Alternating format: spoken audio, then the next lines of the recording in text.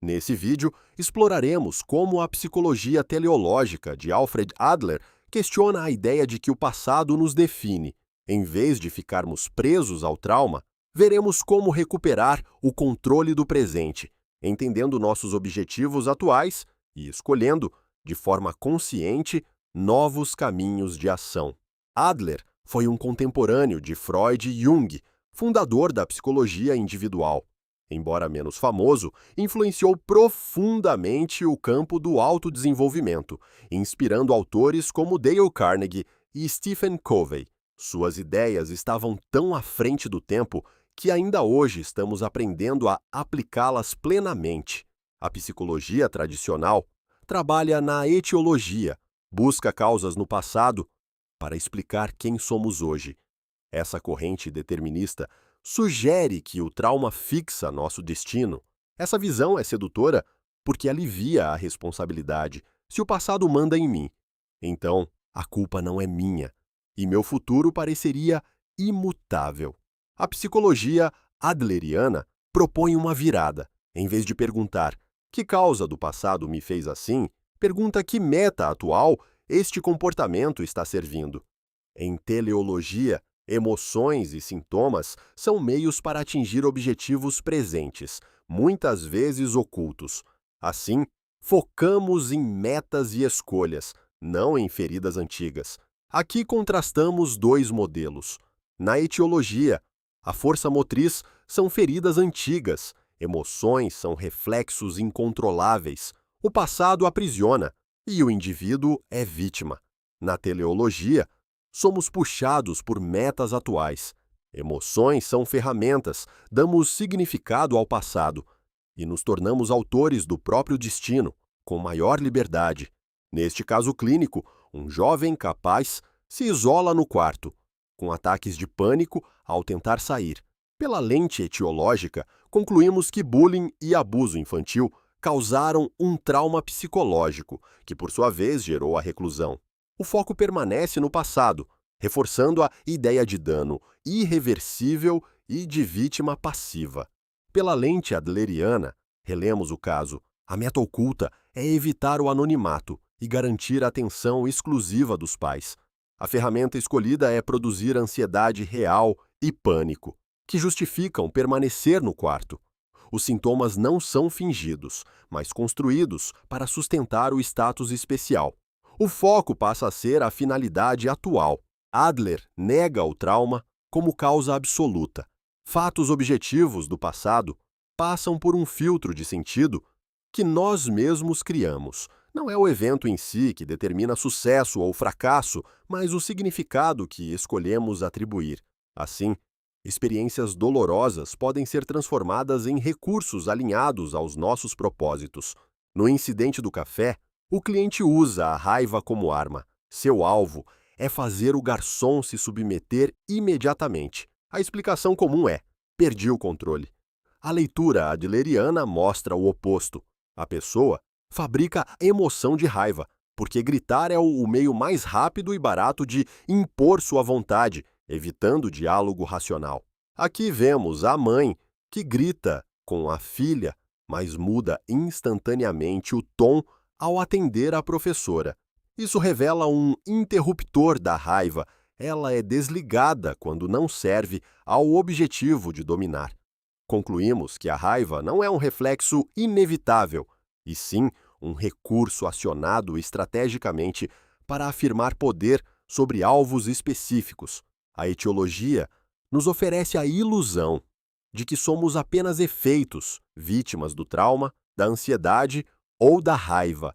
A teleologia mostra que muitas vezes usamos esses estados como ferramentas convenientes para evitar a sociedade, a negociação paciente ou o esforço.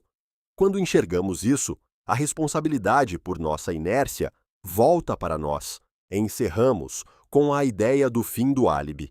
Enquanto atribuirmos nossas dificuldades às supostas causas do passado, permaneceremos parados.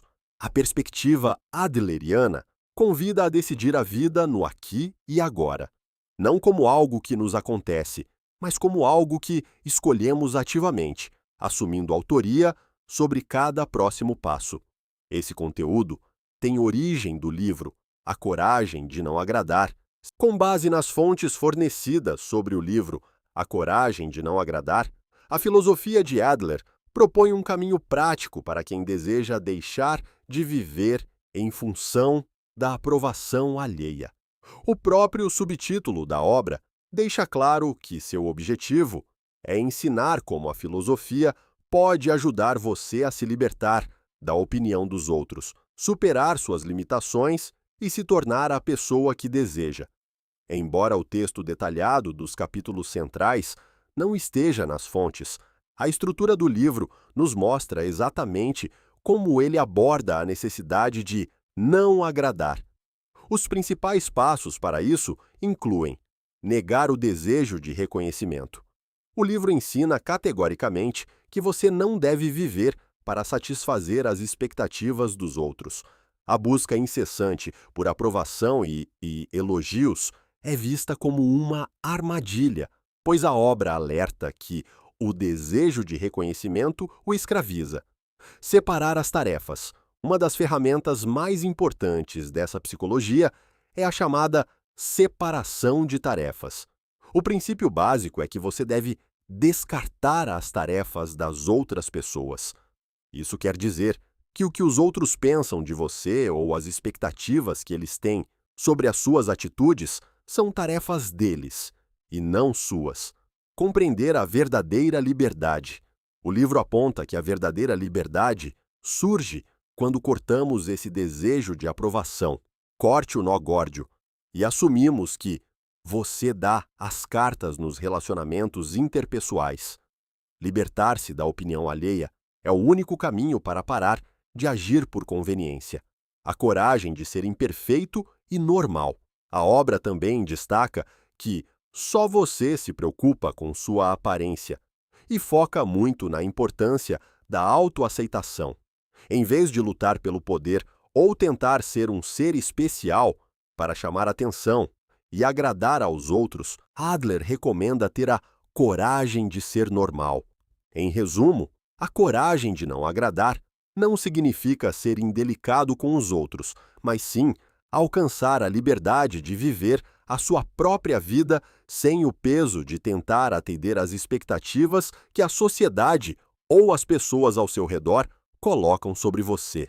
Para concluir, a psicologia adleriana nos ensina que a chave para a verdadeira liberdade e felicidade é assumir o controle da própria vida, compreendendo que todos os problemas têm base nos relacionamentos interpessoais. Ao praticarmos a coragem de não agradar, paramos de viver para satisfazer as expectativas alheias e focamos no que realmente importa. Aqui estão exemplos práticos de como aplicar esses conceitos no seu dia a dia, com diferentes grupos. No trabalho, em vez de trabalhar de forma ansiosa apenas para buscar aprovação e elogios do seu chefe, ou se preocupar excessivamente com o julgamento dos colegas, lembre-se de que o desejo de reconhecimento o escraviza.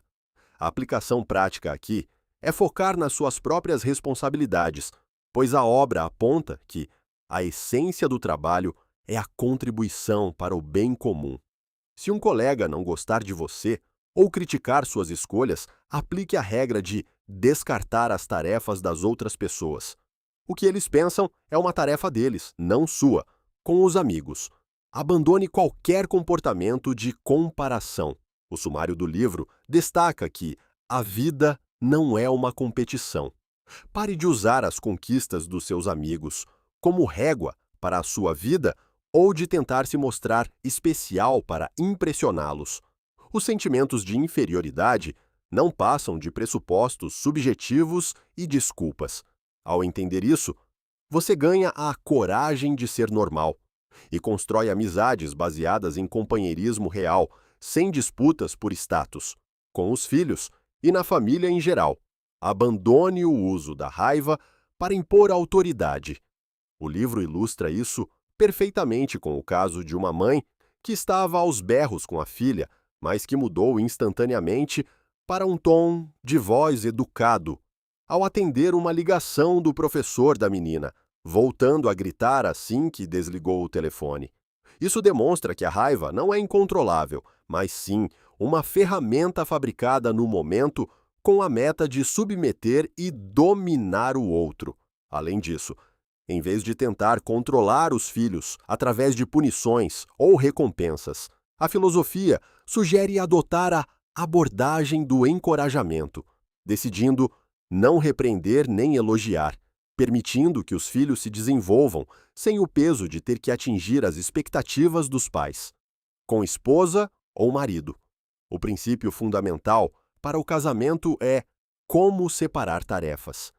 Você não deve anular a si mesmo para viver em função das expectativas do seu cônjuge, nem deve exigir que o parceiro viva para agradar a você. Se o seu parceiro estiver de mau humor ou frustrado com questões pessoais dele, compreenda que a gestão dessas emoções é a tarefa dele. Você pode oferecer apoio, mas não deve absorver a culpa ou tentar consertar o que não lhe cabe. Ao focar apenas naquilo que você pode controlar, o livro ensina que você dá as cartas nos relacionamentos interpessoais. Em suma, aplicar esse conteúdo significa parar de se ver como o centro do mundo, abandonar os traumas do passado para focar nas suas metas do presente e viver intensamente no aqui e agora. Só assim você alcança a liberdade de ser quem você realmente é nos seus relacionamentos.